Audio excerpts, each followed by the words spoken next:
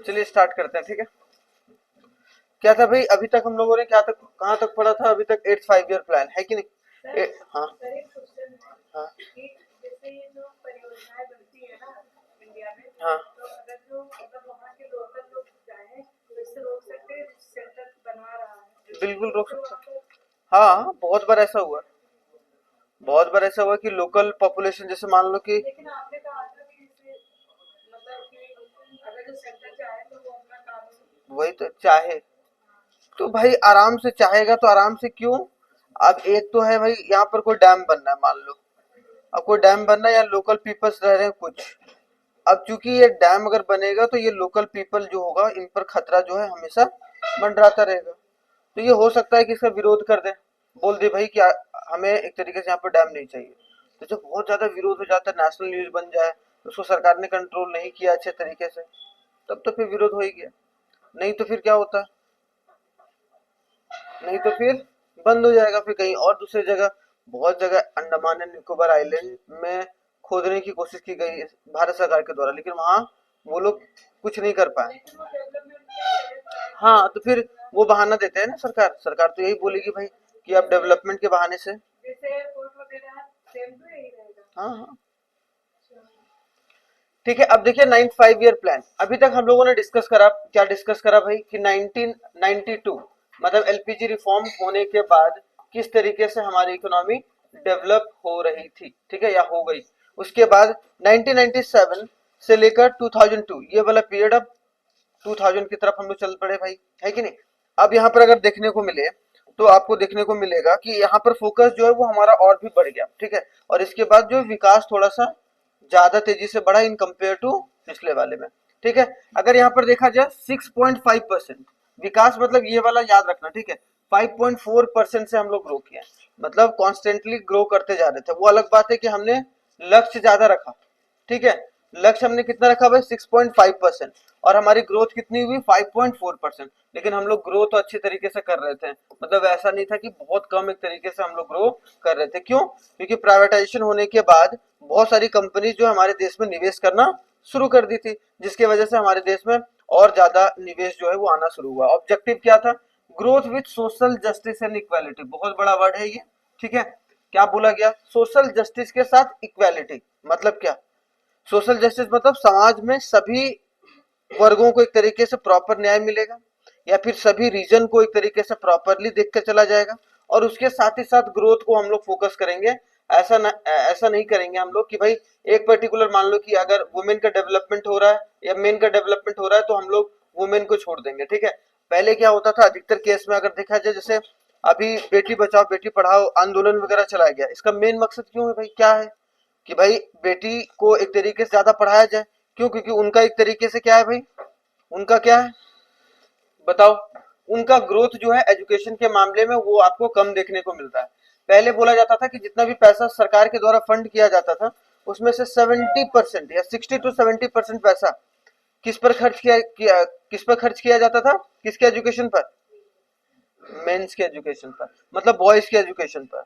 लेकिन ये धीरे धीरे एक तरीके से बढ़ा, अब जो है वो प्रॉपर तरीके से बोल दिया, अब 60 40 का रेशियो लगभग हो गया है, ठीक है। पहले ज्यादा खर्च जो है वो एक तरीके से किया जाता था, कहां पर? मेंस के एजुकेशन या बॉयज के एजुकेशन पर, जिसके वजह से वहां पर इक्वालिटी नहीं देखने को मिलता, ठीक है। तो उस इक्वालिटी पर फोकस किया गया, जो कि अपने आप में इंपॉर्टेंट है। इसमें आगे हम लोग देखेंगे सर्व शिक्षा अभियान की शुरुआत किया गया था, जिसमें शिक्षा के बारे में बताया गया था। ये देखो 1947 में हम लोग आजाद हुए भाई, और 1997 आ गया, मतलब 50 साल पूरा हो चुका था, है ना। तो 50 साल पूरा होने पर ये जो 5 ईयर प्लान है वो एक तरीके से शुरू किया गया था। नाइन्थ जो प्लान का एम क्या था भाई? एक है ऑब्जेक्टिव। ऑब्जेक्टिव और एम में क्या फर्क है, कोई बताने की कोशिश करेगा? एम कभी भी लॉन्गर पीरियड ऑफ टाइम के लिए होता है, याद रखना। जैसे आपका एम क्या है, आपका ऑब्जेक्टिव क्या, वो अलग बात है। आपका ऑब्जेक्टिव क्या है भाई? कि हमें अपने एम को प्रायोरिटी देना, वो अलग बात है। लेकिन एम क्या क्या होगा? हमेशा लॉन्गर पीरियड ऑफ टाइम के लिए चीजों को इंप्लीमेंट करना। तो यहाँ पर एम क्या रखा गया भाई? एम क्या है? Depends predominantly on the private sector, क्योंकि प्राइवेटाइजेशन शुरू हो चुका था। तो बोला कि भाई ज्यादा डिपेंडेंसी जो होगा या ज्यादा जो हम लोग बढ़ाने की कोशिश करेंगे, वो किसको बढ़ाने की कोशिश करेंगे? प्राइवेट सेक्टर को। और प्राइवेट सेक्टर को बढ़ने से क्या होगा भाई, हमारे देश में प्रॉफिट जनरेशन होगा। और एक बात और यहाँ से समझना है कि प्राइवेट सेक्टर तभी बढ़ेगा ज्यादा जब हमारे देश में एफडीआई वगैरह ज्यादा आएगा। अब what do mean by FDI भाई, फॉरेन डायरेक्ट इन्वेस्टमेंट। अब फॉरेन डायरेक्ट इन्वेस्टमेंट का सीधा सा मतलब क्या होता है कि जितने भी सारे फॉरेन कंपनीज हैं वो हमारे देश में आए और यहाँ पर निवेश करें। ठीक है, जैसे मान लो अमेरिका अमेरिका कंपनी है अमेजॉन, ठीक है, अगर अमेजॉन यहाँ पर फैक्ट्री वगैरह डालता है या फिर कोई एक तरीके से प्लांट लगाता है, तो इसका मतलब क्या होगा, वो हमारे देश की जमीन जमीन पर कर रहा है भाई, तो वो एक तरीके से क्या कहलाएगा, एफ डी आई। ठीक है, फॉरेन डायरेक्ट इन्वेस्टमेंट, कि फॉरेन से डायरेक्ट इन्वेस्टमेंट हमारे देश एक डोमेस्टिक इकोनॉमी आ रही है। ठीक है, डोमेस्टिक इकोनॉमी में आ रही है, तो ये बढ़ावा मिला। और ठीक है, अब बहुत सारे पहले क्या था कि इस क्षेत्र में आप इतना निवेश नहीं कर सकते, इस क्षेत्र में इतना निवेश नहीं कर सकते, नहीं कोई नहीं, अच्छा म्यूजिक। ठीक है, तो यहाँ पर समझ सकते हैं आप कि इससे क्या हुआ, हमारे देश में प्राइवेट कंपटीशन बढ़ा, और जितना ज्यादा प्राइवेट कंपटीशन बढ़ेगा उतनी, देखो आप सोचो कंपटीशन हमेशा हेल्दी होता है कोई भी देश के लिए। अब मान लो कि कहीं पर कंपटीशन है ही नहीं, तो वहां पर तो कहीं ना कहीं मोनोपोली या फिर डिओपोली चलेगा। आज के जमाने में अगर देखा जाए तो कम्युनिकेशन में डिओपोली चल रहा है भाई, दो ही है, कौन कौन, एक तो एयरटेल है या फिर वोडाफोन बोल लो, और एक जियो है। यही पूरा प्रभाव या पूरे मार्केट को कैप्चर किया हुआ है। इसका मतलब क्या है कि एक दो ही कंपनी है, तो अपने हिसाब से ये शुरुआत में देखो रिचार्ज कम था, अब धीरे धीरे रिचार्ज बढ़ाना शुरू कर दिया। इसका मतलब क्या है, जब मोनोपोली है तो ग्रोथ कैसे पॉसिबल? मोनोपोली नहीं, डिओपोली। डिओपोली का मतलब दो या दो से एक, दो ज्यादा। ठीक है, तो ग्रोथ कैसे नहीं होता, हो सकता है, क्यों नहीं होगा। अब यही चीज तो अगर देखने को मिलेगा कि आपको बहुत सारे सेक्टर में है, लेकिन इसका मतलब थोड़ा, अगर मान लो कि एविएशन सेक्टर देख लो, एविएशन सेक्टर समझ रहे हो, हवाई जहाज, उसमें क्या है, दो तीन कंपनी तो बड़ी बड़ी कंपनी जो पूरा हमारी डोमेस्टिक जो एयरपोर्ट को या फिर एयरलाइंस को कवर कर रहे हैं, स्पाइस जेट हो गया, इंडिगो हो गया, यही सब है? एयर इंडिया तो थोड़ा सा कम शेयर रख रहा है, लेकिन ज्यादातर आपको इंडिगो और स्पाइस जेट है। इसका मतलब क्या है कि वही दोनों का मार्केट कैप्चर ज्यादा है। इसका ये मतलब नहीं कि पूरा मार्केट पर कैप्चर है, मतलब मेजरली कैप्चर दो के द्वारा है। तो यहाँ पर हमारे को फोकस ये किया गया कि भाई प्राइवेट को लाया जा ज्यादा ताकि कंपटीशन बढ़े, ताकि और भी प्रोडक्ट ऑफ या फिर चॉइसेस ऑफ द प्रोडक्ट वो निकल के आए। देखो जब बहुत सारी कंपनीज आ जाती हैं तो बहुत सारे प्रोडक्ट आ जाते हैं मार्केट में, और जब बहुत ज्यादा प्रोडक्ट आएगा मार्केट में तो हमेशा इकोनॉमी के लिए वो अच्छी बात होती है। उससे क्या होगा कि कभी किसी चीज की कमी नहीं होगी, खास करके जो एफडीआई को लाने की हम कोशिश कर रहे हैं। ठीक है, तो ये बात, और इसीलिए ये इकोनॉमी के लिए हमेशा हेल्दी कंपटीशन जनरेट करने की कोशिश करती है। ठीक है, इसे हो सकता है कि वहां पर मार्केट कैप्चर ज्यादा कर ले अगर उसका सामान बहुत ज्यादा सस्ता है या बहुत ज्यादा पैसा इन्फ्लो कर दे, लेकिन उसमें सरकार की रूल्स एंड रेगुलेशन बीच बीच में आती रहती है, जिसकी वजह से अपने डोमेस्टिक टेरिटरी को प्रोटेक्ट किया जा सकता है। ठीक है, तो ऐसे बात नहीं कि सरकार खुली छूट दे देगी। ठीक है, अभी हाल ही में आपने देखा होगा कि एफडीआई की लिमिट जो इंश्योरेंस सेक्टर में बढ़ाई गई, पहले इंश्योरेंस सेक्टर को नहीं। अब सोचो क्यों बढ़ाया गया, पहले 74 था, अब 100% कर दिया, क्यों? सोचो हमारे देश में इंश्योरेंस बहुत कम लोगों ने ले रखा है। अब वो इंश्योरेंस का मतलब समझते हैं कि हम मर जाएंगे। आज भी गांव में अगर बोलो कि ये इंश्योरेंस ले लो, आपको मरने के बाद या आपके 70 साल 75 साल 80 साल के बाद इतना पैसा मिलेगा, तो बोलेंगे उतना कौन जीता है, देख लेंगे। तो ऐसे चल रहे हैं, ऐसे थिंकिंग में चल रहे हैं, जिसकी वजह से अब कंपटीशन बढ़ा है भाई इंश्योरेंस सेक्टर में, और इंश्योरेंस सेक्टर में टैक्स भी नहीं है, टैक्स भी कटौती हुई है। इसका मतलब क्या हुआ कि वहां पर ज्यादा लोगों तक या ज्यादा समाज तक पहुंचाने की बात की जा रही है, ताकि लोग, अगर मान लो कोई घर का एक परिवार जो है बड़ा परिवार, अगर उसका खुदा ना खास्ता कहीं ना कहीं देहांत हो गया, तो फिर वो परिवार जो रास्ते पर ना आए, वो इंश्योरेंस के पैसे से कम उसका घर गृहस्थी चलता रहे और वो संभलने का मौका मिले, ताकि वो ऐसा ना हो कि मिडिल क्लास है वो गरीब में आ गया, तो फिर जो मशक्कत उस फैमिली ने करी थी कि गरीबी से उठकर एक मिडिल या हाई मिडिल इनकम क्लास में आने के लिए, वो बर्बाद हो गया। अभी हाल ही में बोला गया, एसबीआई का एक अभी रिपोर्ट आया, कल ही में पढ़ रहा था इंडियन एक्सप्रेस में, 2047 तक बोला जा रहा है कि जो मिडिल क्लास ग्रुप है वो high middle class income group बन जाएगी। मतलब लगभग जो है वो इनकम बहुत ज्यादा बढ़ने की आसार है, अगर अगर हम लोग ग्रोथ करेंगे 7.5% एनुअली 2047 तक। मतलब अभी 2000 कितना चल रहा है, 26, लगभग 21 साल अगर हम लोग 7.5% 8% के आसपास ग्रोथ करते चले गए, तो एक तरीके से पर कैपिटा इनकम 18,000 कुछ डॉलर बोला जा रहा है कि वहां तक पहुंच जाएंगे हम लोग। तो इसका मतलब क्या, धीरे धीरे इनकम जनरेशन हो रहा है, लेकिन उसके साथ साथ कंजम्पशन भी उतना बढ़ रहा है। तो अगर आपका इनकम 5% से बढ़ रहा है, कंजम्पशन 7% से बढ़ रहा है, तो कोई फायदा नहीं। अगर आपका इनकम 5% से बढ़ रहा है लेकिन कंजम्पशन 3% से, 2% सेविंग में जा रहा है। सोचो, दिमाग लगाओ कि आपका इनकम 7% से बढ़ा, ठीक है, 100 रुपया कमाते थे, 107 रुपया, पहले 100 रुपया में 100 रुपया खर्चा कर देते थे, अब 100 रुपया में 102 रुपया ही खर्चा कर रहे, 5 रुपया क्या कर रहे हो, सेव। और जितना ज्यादा सेव करोगे वो इन्वेस्टमेंट में कन्वर्ट हो जाएगा बाई द कैपिटल मार्केट, पूंजी बाजार। पूंजी बाजार के तहत वो जो सेविंग है आपका वो इन्वेस्टमेंट के तौर पर निकल के आ जाएगा। तो एक अच्छी बात है, ठीक है। तो चलो आगे देखते हैं। इसके बाद अगर देखा जाए तो यहाँ 9th 5 year प्लान में, plan was launch when there was an all round slow down. एक स्लो डाउन इकोनॉमी में आया था, या फिर बोला गया इसको ईस्ट साउथ ईस्ट, थाईलैंड से शुरू हुआ था भाई ये फाइनेंशियल क्राइसिस, जहां पर रुपया जो है, वहां रुपया नहीं, वहां जो क्या होता है थाईलैंड का करेंसी का नाम, भियाट, क्या, भाट, हाँ, भाट होता है। तो वो एक तरीके से बहुत डिवैल्यू कर दिया गया था, जिसकी वजह से वहां पर करेंसी क्रंच आ गया था। उसकी वजह से मलेशिया वगैरह जो कंट्री थे, जो साउथ ईस्ट वाला नेशन, जैसे सार्क वाला है ना, सार्क वाला नेशन में जानते हैं, सार्क, सार्क। अब तो ये खैर उतना ज्यादा तवज्जो में नहीं आ रहा, लेकिन जनरली आप याद रखिएगा साउथ ईस्ट एशियन जो फाइनेंशियल क्राइसिस आया था, जो कहां से शुरू हुआ था, थाईलैंड से, उसका जो प्रभाव है पूरे एशियन नेशंस पर देखने को मिला था। तो उसी के बीच में इसकी शुरुआत जो है वो की गई थी, जो कि अपने आप में बहुत बड़ी बात है, ठीक है। तो ये संभलना और ये इस तरीके से डेवलप करना अच्छी बात है वहां पर उस वक्त। Launch a national population policy, एक नेशनल पॉपुलेशन पॉलिसी इमरजेंसी के आसपास किया गया था, एक और लाया गया। उसके साथ साथ national population fund and population stabilisation, कि हम पॉपुलेशन को कैसे स्टेबलाइज कर पाए, स्टेबलाइज मतलब कंट्रोल कर पाए। आज तक हमारे देश में कोई जो पॉपुलेशन पॉलिसी कंट्रोल करने के लिए नहीं लाया गया। क्या आप वर्ड यहाँ पर देखो दिया गया, क्या, स्टेबलाइज कैसे करें, स्टेबलाइज कैसे करेंगे भाई, सिंपल सी बात है कि आप एक तरीके से अवेयरनेस फैला के ही स्टेबलाइज किया जा सकता है, उसके अलावा दूसरा कोई ऑप्शन नहीं है, ठीक है। तो ये 2000 में लाया गया, तो ये बात याद रखिएगा, क्लियर। उसके बाद ये दोनों स्कीम ना बहुत बार पूछा गया कि कौन से 5 year प्लान में ये स्कीम जो है वो लॉन्च हुआ था। तो कौन से 5 year प्लान में कौन सा दो प्लान है भाई, कौन सा दो योजना है, स्वर्ण जयंती शहरी रोजगार योजना और स्वर्ण जयंती ग्राम स्वरोजगार। स्वरोजगार योजना जो है वो कब लॉन्च किया गया, ग्रामीण के लिए और शहर के लिए, दोनों के लिए। कब किया गया, 9th 5 year प्लान, याद रखिएगा, ग्रामीण के लिए अलग और शहर के लिए अलग।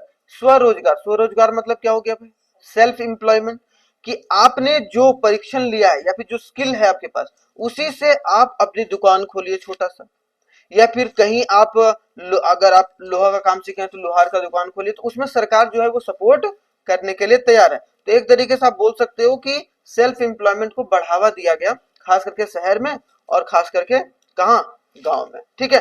एक और किया गया, सर्व शिक्षा अभियान भी लॉन्च किया गया 2001 में। आपने देखा होगा पीएम श्री स्कूल बहुत सारे हैं भाई, तो पीएम श्री स्कूल होते हैं ना शहरों में, तो उसमें क्या होता है भाई कि जो एजुकेशन नहीं ले पा रहे हैं या प्रॉपर तरीके से उनके पास कुछ पैसा वगैरह नहीं है, तो वो एक तरीके से उन स्कूलों में जाकर जो है वो पढ़ सकते हैं आराम से, ठीक है। तो सर्व शिक्षा अभियान मतलब सबको शिक्षा प्रदान हो, ये अभियान चलाया गया, एक प्रोग्राम चलाया गया और अवेयरनेस फैलाया गया कि शिक्षा कितना इंपॉर्टेंट है और आपको शिक्षा जो है अपने बच्चों को दिलाना चाहिए, खास करके पेरेंटिंग वाले में, क्योंकि पेरेंट्स उतने पढ़े लिखे नहीं थे उस वक्त, क्योंकि वो लोग पुराना आदमी थे।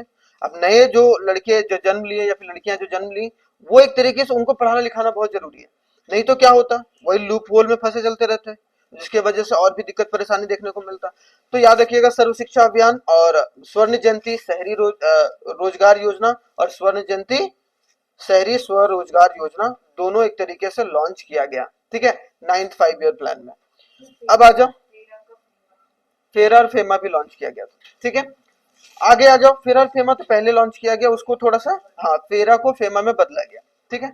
अभी हाल ही में एक रिपोर्ट भी आया फेमा का कि आरबीआई ने दिया है भाई फॉरेन एक्सचेंज से रिलेटेड, कल ही एक आया, तो उसमें यही बात है कि किस तरीके से जो हम लोग एक्सपोर्ट और इम्पोर्ट को मैनेज कर अपनी करेंसी के स्टॉक को बढ़ा सकते हैं, करेंसी के रिजर्व को बढ़ा सकते हैं, यही तो उसमें बात किया गया ना, फॉरेन एक्सपोर्ट मैनेजमेंट एक्ट। इसका मतलब क्या है कि हम फॉरेन के एक्सपोर्ट को कैसे मैनेज करें ताकि हमारे देश में ज्यादा से ज्यादा फॉरेन करेंसी आ सके। ठीक है, अब आगे देखो 10th 5 ईयर प्लान में क्या, इसका भी ऑब्जेक्टिव देखो क्या रखा गया। ऑब्जेक्टिव ये रखा गया कि double the per capita income. पर कैपिटा इनकम को क्या करेंगे हम लोग, डबल करेंगे आगे आने वाले 10 साल में। ठीक है, तो यहाँ क्या, aims to double the per capita income. मैंने क्या बोला, एम हमेशा लॉन्गर पीरियड ऑफ टाइम के लिए रखा जाता है, तो यहाँ पर क्या बोला गया, एम जो रहा वो क्या है, पर कैपिटा इनकम को डबल करने की। ठीक है, कब, 10 सालों में, जो कि होने से रहा था। ठीक है, अब देखो टारगेट ग्रोथ रेट 8% था और हमने अचीव कितना करा, 7, मतलब बहुत अच्छे तरीके से हमने अचीव करा। 5.4 इसके पिछले में करा था और 7.6 यहाँ पर हमने ग्रोथ को अचीव करा। To achieve overall growth of 7% per annum. Overall growth का मतलब क्या हो गया, प्राइमरी सेक्टर, सेकेंडरी सेक्टर और टेरिसरी सेक्टर, तीनों को हम लोग एक तरीके से लगभग साथ में लेकर चलने की कोशिश करेंगे। तो ये ओवरऑल जो है वो अचीव हमने करा था उस वक्त प्लान में। ठीक है, plan aims to reduce the poverty ratio 15% by 2012। 2002 में ये प्लान लाया गया भाई, बोला गया आगे आने वाले 12 में, मतलब क्या 10 साल में। अब देखो 10 साल में क्यों बोला गया, अब इससे डायरेक्ट लिंक है पर कैपिटा इनकम, गरीबी कम होगा। तो हम क्या कर रहे हैं, गरीबी कम कैसे करेंगे, उनके पास आय प्रोवाइड करके, सिंपल सी बात है। तो आय अगर उनको एम्प्लॉयमेंट देंगे तो आय प्रोवाइड होगा और उससे क्या बढ़ेगा, प्रति व्यक्ति आय बढ़ेगा। तो याद रखिएगा सीधा सा गरीबी से रिलेटेड किससे, पर कैपिटा इनकम या फिर आय से। जितना कम गरीबी उतना ज्यादा पर कैपिटा इनकम, क्योंकि गरीबी का ना होना इसका मतलब क्या, वो लोग कमा रहे हैं और कमाने का मतलब है कि पर कैपिटा इनकम बढ़ रहा है, प्रति व्यक्ति जो आय है वो एक तरीके से बढ़ रहा है, जो कि बहुत इंपॉर्टेंट है। To reduce the poverty through income, देखो है ना कि गरीबी कैसे हम कम करेंगे, इनकम को बढ़ा के या फिर उनको एम्प्लॉयमेंट देके।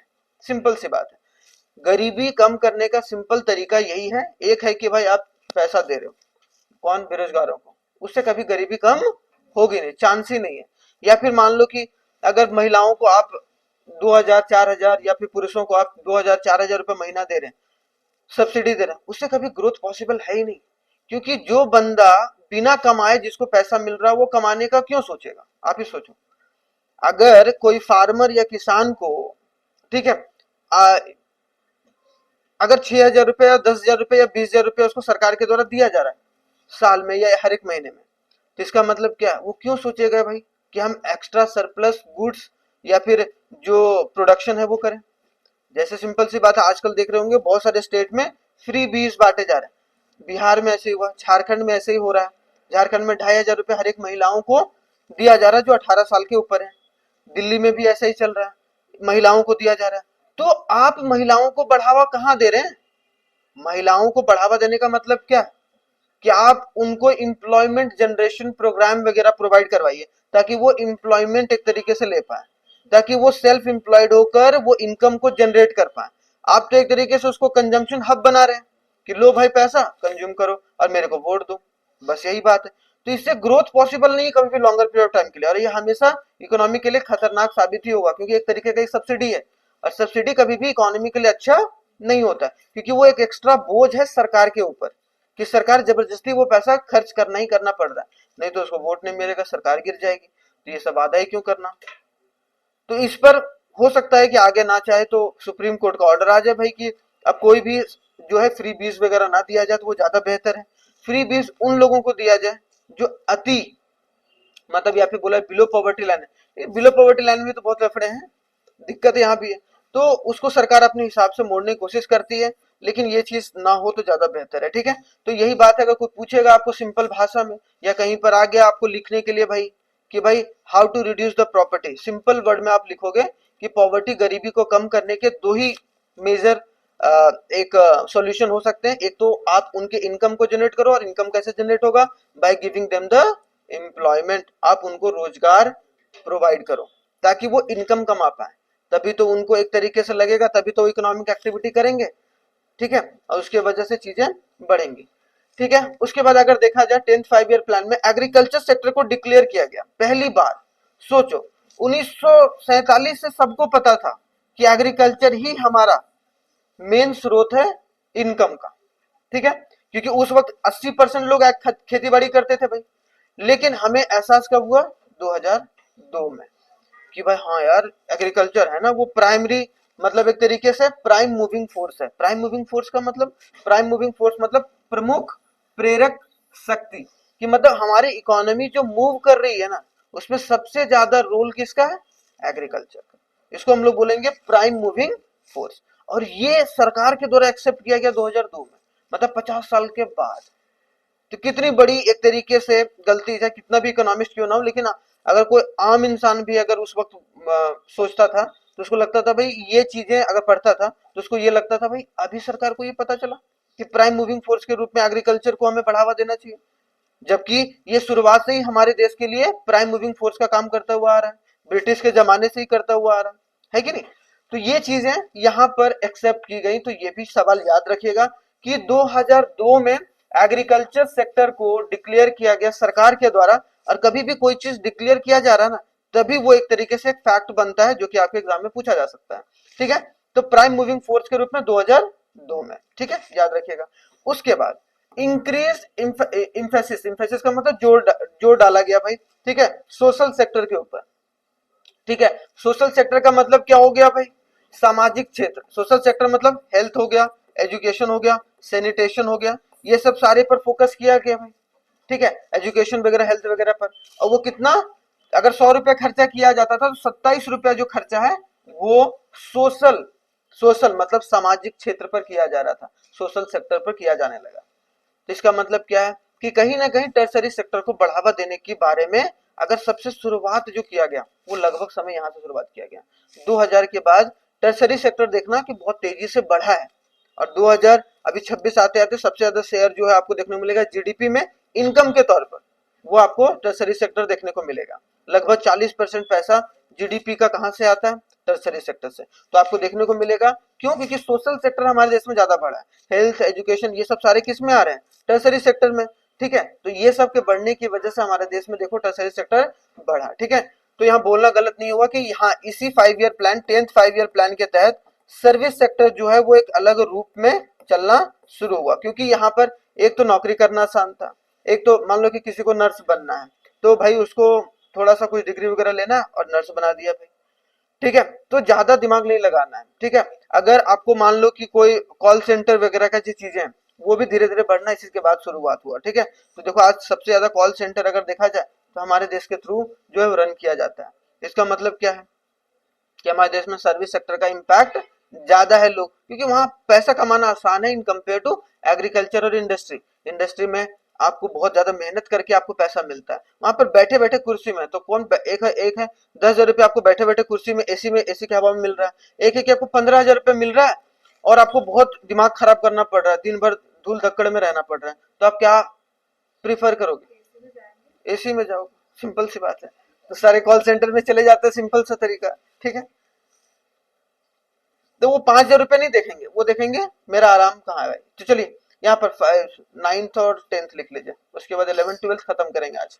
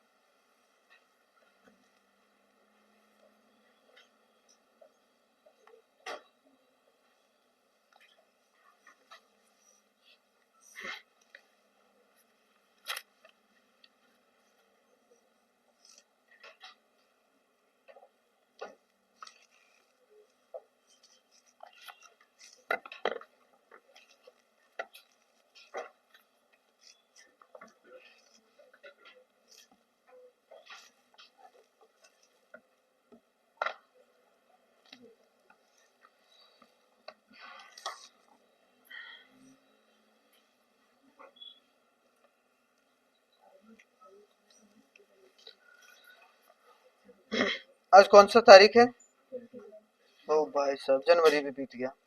क्या हुआ तुम लोगों को, कुछ नहीं होगा, होगा जरूर यार। जनवरी भी बीत गया, क्या हुआ। 21 तारीख, नेहा, हाँ पानी पी लो पहले, ईशानी, पायल चौधरी, परिधि, पायल नेगी, राखी, देवांश, अंजित, मोहित, सौरभ, समाइम, दीप्ति, सुप्रज्ञा, सक्षम, पीहू, आयुष, निकिता, शीतल, रौनक, मालविका, अनामिका, मोहिनी, रेखा, साक्षी राणा, मानसी, साक्षी, वर्षा, बचिंद्र। आप दोनों का नाम क्या है? वर्षा। वर्षा नंबर 2। वर्षा, पूरा नाम बता दीजिए ताकि डिफरेंशिएट हो जाए।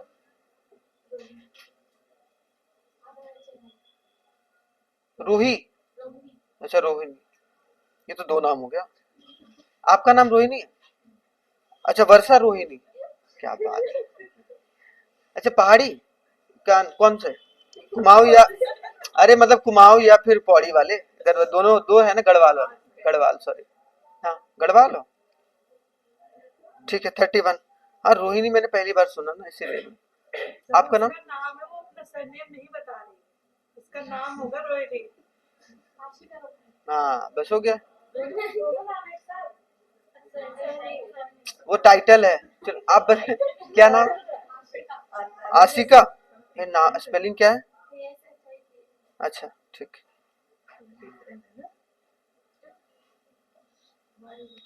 अब क्रिस गेल है तो 2 नाम नहीं है, एक गेल भी है क्रिस भी है।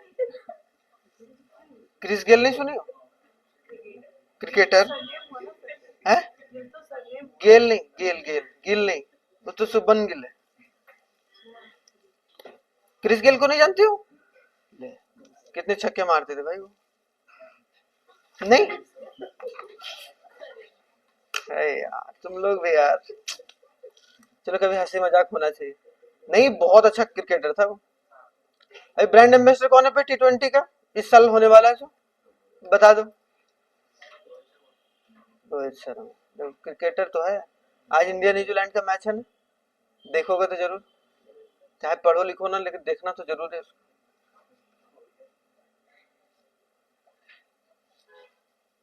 हो गया?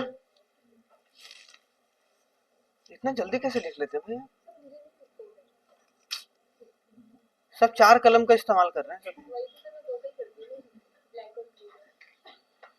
ये 3 कलम है, अलग से घेरा घेरा घेरा घेरा बना रही है, किससे? बादल बना दी एकदम बढ़िया से, एकदम ऐसे ऐसे करके। कहाँ गया इसका तरीका? देखो इसका तरीका, ऐसे करके बादल बनाई पहले, ठीक है, आराम से बादल बनाई, फिर पेन दूसरा चेंज की, फिर इसमें एफ फिर अपना 5 ईयर प्लान लिखी है। नहीं सही है, अच्छी बात। तो आपसे कह रही हूँ कि आप रोज भेजना करो, चलो ठीक है, मैं भेजता रहूंगा। बना के करती ना।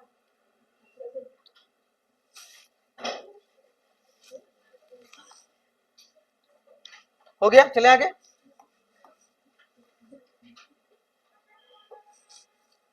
आउट। अच्छा एक लाइन, तो ऐसे बोलो, एक लाइन ऐसे बोलो तो आउट हो जाओ, ऐसे एक लाइन। वोट दोगे? नहीं तो इसमें इंक लगा रहेगा तब ना, ऐसे तो नहीं बोल सकते वोट दे रहे। वोट में तो इंक लगता है, वो इंक का नाम क्या है भाई? Permanent ink. हाँ मोदी इंक कहाँ है? कहीं भी मशीन में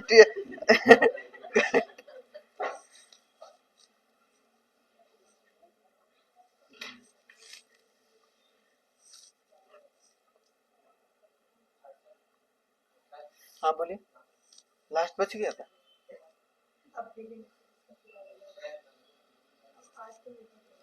हाँ आज तो भेज ही देंगे। नेशनल इनकम का ना, पहले वाला देते थे नेशनल। ये वाला तो चला गया होगा ना? नहीं ग्रुप में मैंने नहीं भेजा है, नहीं नहीं, ये मेरे पास ग्रुप में नहीं आया ना। ग्रुप में कंप्लीट होने के बाद जाएगा। जो एफडीआई में 100% एफडीआई, हाँ एफडीआई का लिमिट मतलब क्या हुआ? ओनरशिप पहले क्या होता था कि 74% एफडीआई, तो अगर 74% एफडीआई मतलब अगर कोई कंपनी अमेरिका से इंडिया आ रहा है, अमेरिका से इंडिया आ रहा है, तो अगर 100 रुपया इन्वेस्ट कर रहा है वो, तो 74 रुपया गवर्नमेंट क्यों करेगी, सेंटर क्यों करेगी, जो कंपनी वो तो करेगी ना। मतलब 74 रुपया वो इन्वेस्ट कर रही है, तो 24 रुपये 26 रुपया जो है वो ऐसे व्यक्ति, इंडियन व्यक्ति को ढूंढेगी जो उसके कंपनी में इन्वेस्ट कर सके। हाँ, ये सरकार का इसमें रोल, सरकार को तो टैक्स से मतलब है ना। तो वो 100% है, रेगुलेशन तो है हाँ, रूल्स रेगुलेशन है उसमें 100% में, आप प्रॉपर तरीके से सरकार के नियम कानून के अनुसार चलना होगा। यही रूल्स एंड रेगुलेशन, और क्या। अगर कोई कंपनी भारत में खुल रही है तो भारत के लॉ के अनुसार वो फंक्शन करेगी, रादर देन अमेरिकन लॉ के अनुसार। हमारी बहुत सारी पर्सनल इंफॉर्मेशन है, हाँ, तो वो सब सारा बोला जाता है कि डेटा को प्रोटेक्ट करके यहीं पर रखा जाए। वैसे बहुत बड़ा एयर इंडिया का देखो, करीबन 2 करोड़ जो डेटा है वो हैकर ने चुरा के ले गया। तो data is the new oil है, लेकिन जनरली उसको प्रोटेक्ट करना है तो हमारे डोमेस्टिक टेरिटरी के अंदर ही रखना होगा।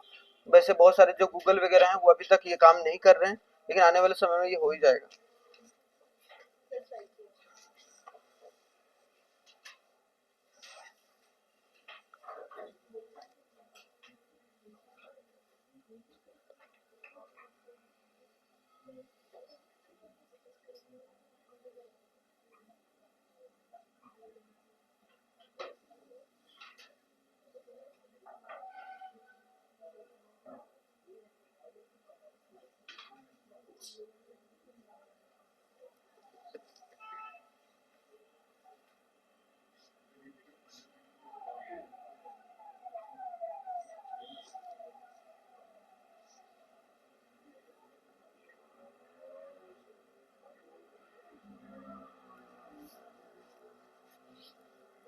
इसके बाद गवर्नमेंट बजट शुरू करेंगे, ठीक है।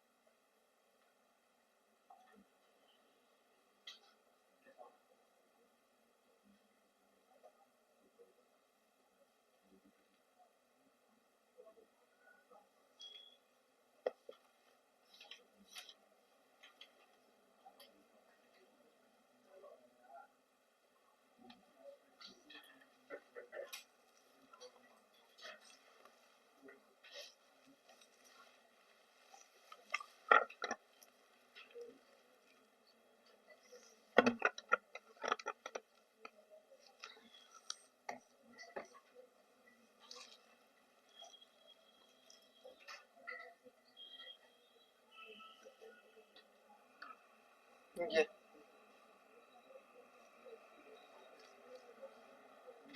हो गया, चले आगे।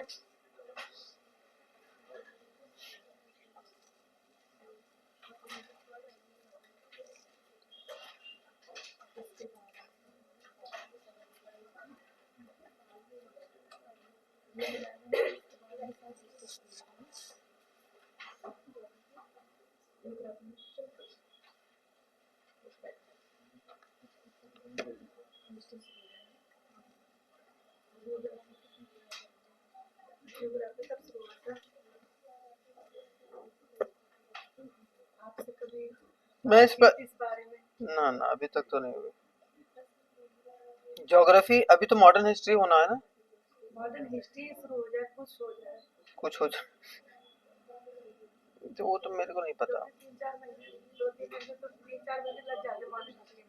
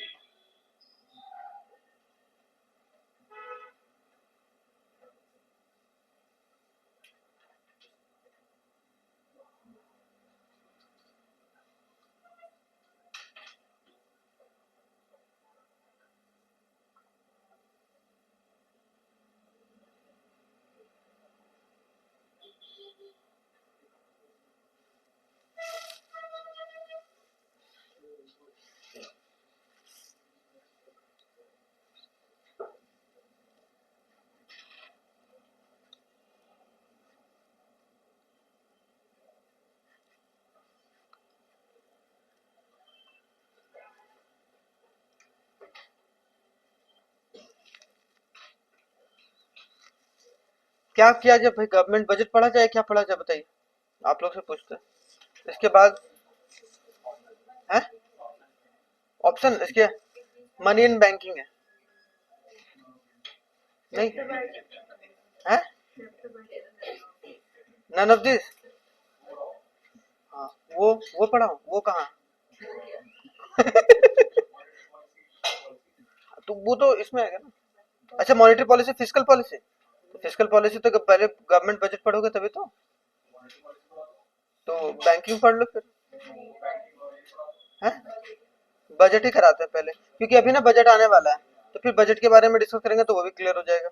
उसके बाद फिर बैंकिंग, आप क्वेश्चन आते हैं बैंकिंग से, मनी से क्वेश्चन उतना नहीं आता, लेकिन बैंकिंग से आता है, जो CRR SLR open market operation है, वहां से सवाल आते हैं। ओपन मार्केट ऑपरेशन क्या होता है? सेल, अगर सेल करेगी सरकार मान लो तो क्या होगा, इन्फ्लेशन कम होगा।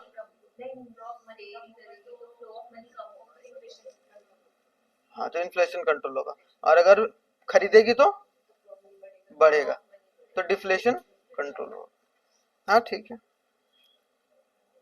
हाँ गवर्नमेंट बजट ही करते हैं। हाँ मनरेगा, और 2005 में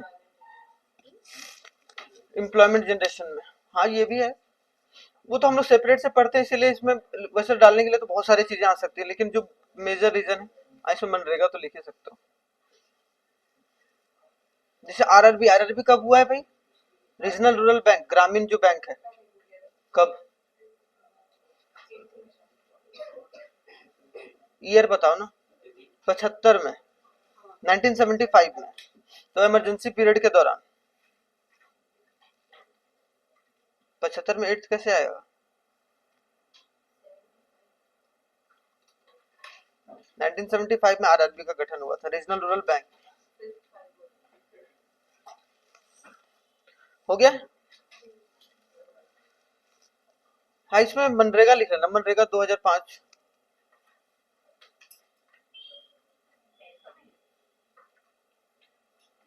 मनरेगा 10th में कहीं पे कोना में लिख लेना ताकि याद रहे बस, रेफरेंस के लिए। वैसे तो मनरेगा के बारे में अलग से हम लोग गवर्नमेंट स्कीम्स में पढ़ेंगे इस बार, ये पिछले बार मैंने गवर्नमेंट स्कीम्स नहीं कराया था, इस बार गवर्नमेंट स्कीम्स कराऊंगा। आ गया था MG नरेगा।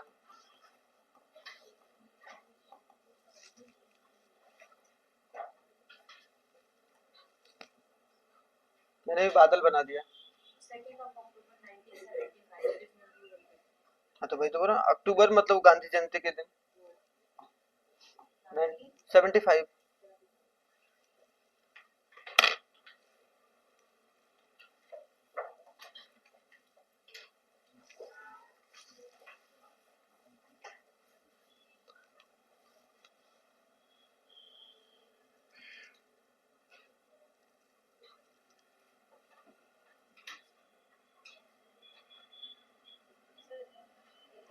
हाँ हाँ, बहुत ज्यादा इन्फ्लेशन हो जाना, स्टैग्नेंट, इकोनॉमी स्टैग्नेंट है, उसके बाद इन्फ्लेशन बढ़ रहा है, तो स्टैगफ्लेशन, स्टैग्नेंट है, स्थिर है, लेकिन उसके बावजूद भी क्या है, एक है कि इकोनॉमी बढ़ रहा है या घट रहा है, उसकी वजह से इन्फ्लेशन बढ़ रहा है घट रहा है, वैसे नहीं, स्टैग्नेंट इकोनॉमी उसके बाद इन्फ्लेशन आपका बढ़ रहा है। हो गया। चलिए लास्ट पेज जल्दी लिखिए, उसके बाद 11th और 12th खत्म करेंगे आज।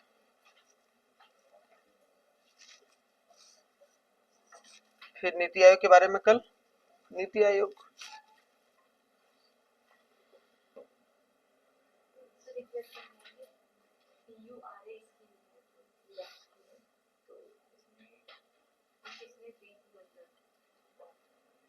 पूरा पूरा अर्बन ही, अर्बन का ही है।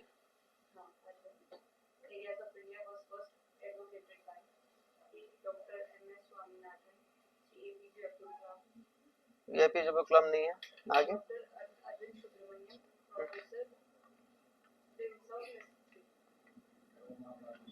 पूरा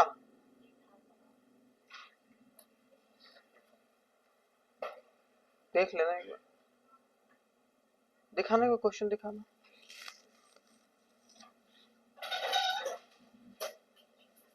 ये तो अरविंद सुब्रमण्यम के द्वारा नहीं किया गया था। कौन सा क्वेश्चन है?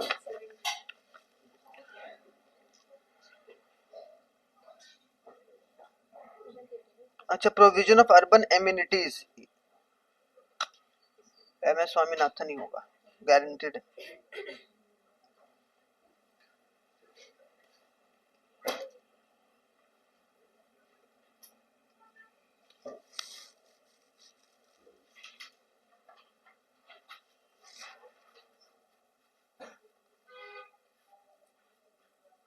दिनसौ मिस्त्री, अरविंद सुब्रमण्यम भी नहीं है। The Pura scheme, the invasion in the provision of urban amenities in the rural areas for the first time advocated by, हाँ एम एस स्वामीनाथन था। क्या है भाई?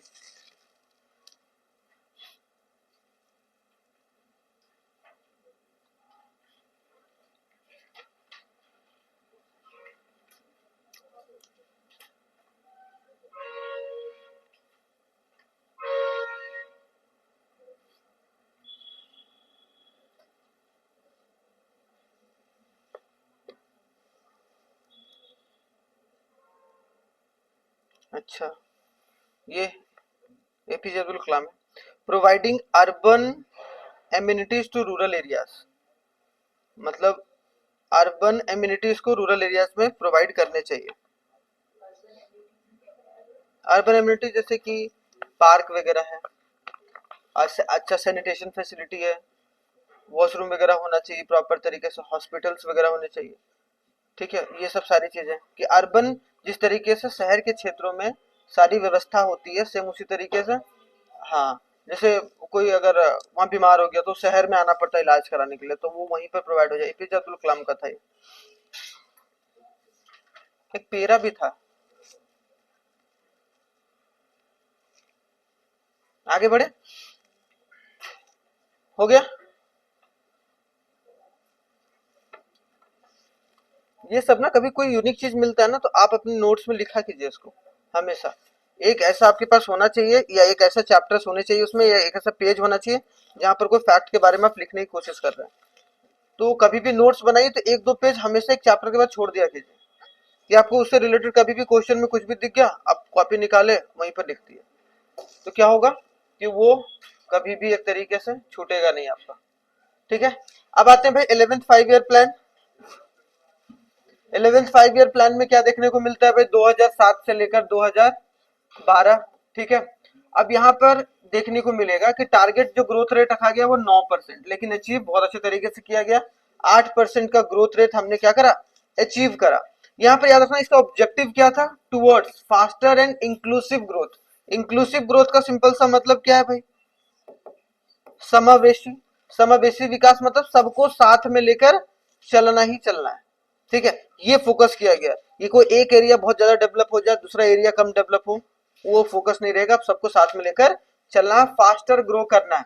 और फास्टर ग्रो कैसे कर सकते हैं? एक तो भाई मैन्युफैक्चरिंग एक्टिविटी को बढ़ावा देके, और दूसरा सर्विस सेक्टर को बढ़ावा देके, और एग्रीकल्चर तो चल ही रहा था प्राइम मूविंग फोर्स के रूप में। ठीक है, आगे आ जाए उद्देश्य, अगर देखा जाए इट वॉज प्रिपेयर्ड बाय, किसके द्वारा भाई? सी रंगराजन के द्वारा ये पूरा प्लान जो है 11th 5 ईयर प्लान वो रेडी किया गया था। ठीक है, तो ये भी याद रखना है। India become one of the fastest growing economies at the end of 10th 5 year plan. और जैसे 2010-11 तक हम लोग फास्टेस्ट मूविंग इकोनॉमी पूरे ऑल ओवर द वर्ल्ड में बन गए थे, जो कि आज भी देखने को मिलता है। सबसे तेज अगर ग्रोथ है तो हमारे इकोनॉमी में। अब सोचो अमेरिका में उतना इकोनॉमिक डेवलपमेंट क्यों नहीं होता, या फिर उतना ग्रोथ क्यों नहीं देखने को मिलता है? क्योंकि वो ग्रो कर चुका है। ठीक है, वो ग्रो कर चुका है, तो अब उससे ज्यादा ग्रो क्या करेगा? ठीक, एक आदमी इतना लंबा हो चुका है, अब उससे ज्यादा लंबा क्या होगा? उसको च्युइंगम जैसा खींचेंगे तो नहीं ना। तो बस वही है, कोई भी इकोनॉमी एक सर्टेन लेवल तक ग्रो करती है, उसके बाद क्या होता है, कांस्टेंट रेट पर धीरे धीरे करके बढ़ता जाएगा। ठीक है, तो ये बात है। तो इंडिया जो है वो become one of the fastest क्या भाई, ग्रोइंग इकोनॉमीज। ठीक है, आगे सेविंग एंड इन्वेस्टमेंट रेट, दोनों सेविंग और इन्वेस्टमेंट, क्योंकि अब आते आते 2010 आते आते बहुत सारे लोगों को इन्वेस्टमेंट के तरीकों मतलब तरीका खोज लिया गया भाई, जिसके तहत अगर देखने को मिलेगा तो सेविंग, उधर देखो सेबी 1992 में सेटअप हो गया भाई, जो पूरा एक तरीके से रेगुलेट कर रहा है। ठीक है, वैसे 1988 में हुआ था, उसका स्टैच्यूरी बॉडी 1992 में बनाया गया। तो वो सब होने के बाद एक तरीके से चीजें जो है इन्वेस्टमेंट की तरफ चलना शुरू हुआ, क्योंकि उसके बाद ही, इसके सेटअप होने के बाद ही कैपिटल मार्केट या मनी मार्केट जिसको बोलते हैं, ठीक है, मुद्रा बाजार, या फिर आपको देखने को मिलेगा पूंजी बाजार, वो एक तरीके से बढ़ा, जो एक तरीके से इन्वेस्टमेंट के तौर पर निकल के आया। तो saving and investment rate went up and the industry sector did well in the global competition, कि हम लोग धीरे धीरे कर कर ग्लोबल कंपटीशन को कॉम्पीट करना शुरू किए। FDI, foreign investor were interested in investing India, और इसीलिए आज भी देखो बहुत ज्यादा फॉरेन इन्वेस्टर जो है हमारे देश में इन्वेस्ट करने के लिए हमेशा रेडी रहते हैं। क्यों? क्योंकि यहाँ पर अभी बहुत ज्यादा स्कोप है कि ग्रोथ का, जिसकी वजह से उस कंपनी का ग्रोथ जो होगा वो ज्यादा देखने को मिलेगा in compare to other nation. ठीक है, और यहाँ पर चीजें भी उस तरीके से हैं कि भाई फ्लेक्सिबल है सरकार के पॉलिसीज को लेकर, ऐसा नहीं कि बहुत स्ट्रिक्ट पॉलिसी है। ठीक है, the 11th plan aim to at rapid growth, poverty reduction, और एक तरीके से employment creation and improving the access of health and education. तो हेल्थ एंड एजुकेशन के बढ़ावा भी दिया गया भाई यहाँ पर। रैपिड ग्रोथ मतलब जल्दी जल्दी हम लोग ग्रो कैसे करें। रैपिड ग्रोथ का सिंपल सा मतलब ये समझना है कि इनकम का जनरेशन, कि हमारे देश में जीडीपी जो है वो कितने तेजी से बढ़े भाई, उस पर फोकस करना है हमें। ठीक है, recovery, recovery followed with a growth of 8.6 और 9.3 इन 2009 और 10 और 11, देख रहे हो। तो अगर देखा जाए 8.6 और 9.3 जो है वो हमने ग्रोथ को अचीव करा, जो कि अपने आप में बहुत बड़ी बात थी। ठीक है, ये 2 सालों में growth decelerated again to 6.2% in 2011 and 12 due to 2008 में क्या आया था, ग्लोबल फाइनेंशियल क्राइसिस। तो जिसके वजह से देखने को मिलेगा कि उस समय तो हम लोग बहुत अच्छे तरीके से ग्रो किए, लेकिन उसके बाद जो है वो हमारी रफ्तार ढीली हो गई थोड़ी सी। ठीक है, जो कि आपको देख सकते हैं 2008 के क्राइसिस के बाद। आगे अगर आया जाए लास्ट 5 ईयर प्लान जो है, और अभी तक जो पेश किया गया है वो 12th 5 ईयर प्लान, जो 2012 से लेकर 2017 तक। इसमें क्या है भाई, इसमें ज्यादा डेटा है जो कि आपको याद रखना, बहुत बार पूछा गया है। ऑब्जेक्टिव क्या था, फास्टर मोर इंक्लूसिव। देखो इस वक्त ना कांग्रेस की सरकार कब तक चली भाई, 2014 तक। ठीक है, तो ये प्लान चूंकि कांग्रेस के सरकार के द्वारा लाया गया था, तो इसका रिपोर्ट जो है बाद में 2017 में बीजेपी की गवर्नमेंट ने पेश करी। ठीक है, उसके बाद हालांकि 2015 में नीति आयोग आया, और एक तरीके से ये सब सारी चीजें बंद हो गई, और ईयर टू ईयर ग्रोथ पर फोकस किया जाने लगा। ठीक है, और ऑब्जेक्टिव क्या रखा गया, fast more inclusive and sustainable development. Growth rate target कितना, 9%। अचीव कितना किया गया, रियल, दोनों चीज, रियल जीडीपी ग्रोथ रेट 8%, ये जरूर याद रखना। ठीक है, ग्रोथ रेट टारगेट किया गया था 9%, और रियल जीडीपी ग्रोथ रेट 8%। वास्तविक जो जीडीपी, रियल जीडीपी मैंने बताया, रियल जीडीपी किसके आधार पर हम लोग कैलकुलेट करते हैं, कांस्टेंट प्राइस पर कि बेस ईयर, बेस ईयर मतलब 2011-12 के हिसाब से, कि हमने 2011-12 से अभी तक इस तरीके से क्या करा, ग्रो करा। ठीक है, अगेन अगर देखा जाए एग्रीकल्चर ग्रोथ रेट 4% रहा था। ठीक है, मैन्युफैक्चरिंग ग्रोथ रेट 10% रहा था। देखो ये सब डेटा ने कभी भी 5 ईयर प्लान में नहीं लाया गया, और ये इसीलिए यहाँ पर दिया गया क्योंकि ये अंतिम पड़ाव पर था भाई, सिंपल सी बात ये मान के चलो। नहीं तो ये सब डेटा तो और सारे 5 ईयर प्लान में आना चाहिए, है कि नहीं, कि भाई एग्रीकल्चर कितना ग्रो किया, एग्रीकल्चर कितना ग्रो किया 4%, मैन्युफैक्चरिंग सेक्टर कितना ग्रो किया 10%, जो कि ये बतलाता है कि हम लोग ग्लोबल जो कंपनीज के साथ कॉम्पीट करने के लिए रेडी हो चुके थे, खास करके मैन्युफैक्चरिंग यूनिट में।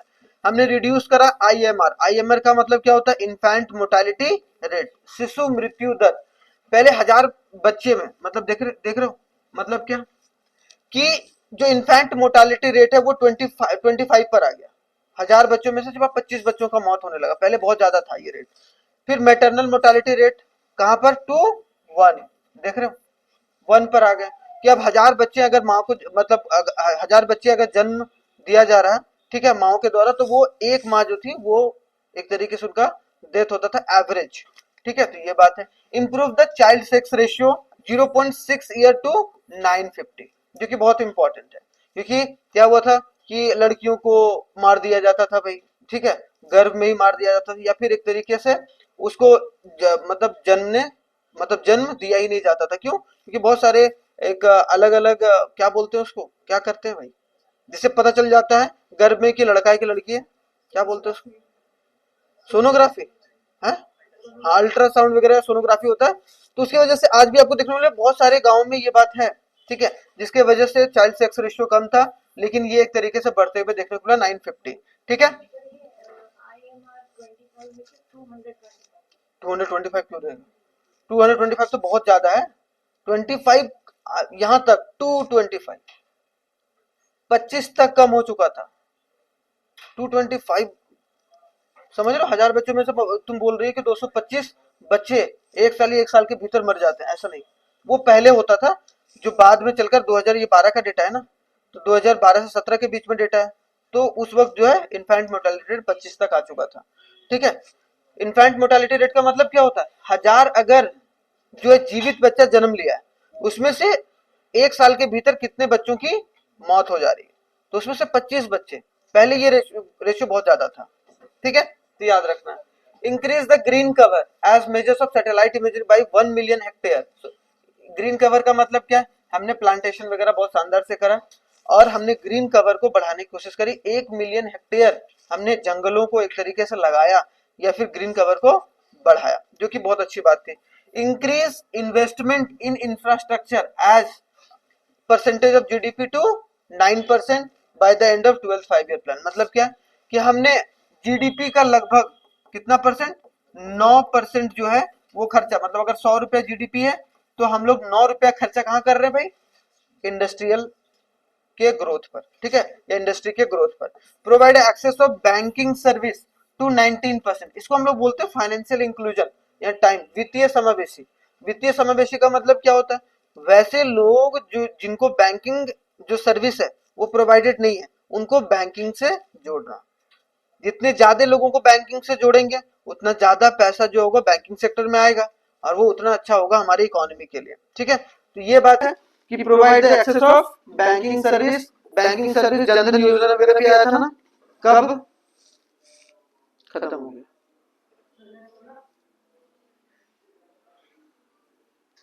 बताओ भाई। बस इसको 11th और 10th, 11th और 10th हो गया ना, 11th और 12th कब आया भाई बताओ, जनधन योजना 2015, साथ ही साथ लाया गया 2014 या 15 या 16। जीएसटी कब आया, उसके पहले आया, इसीलिए उसके बाद रिफॉर्म किया गया।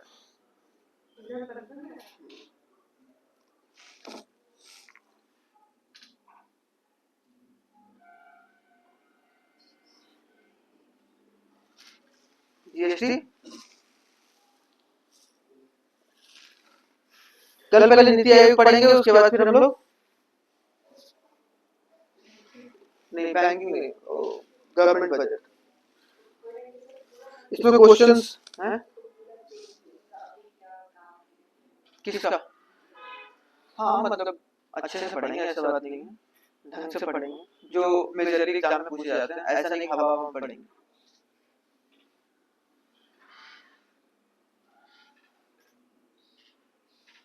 उसको बंद कर दीजिए।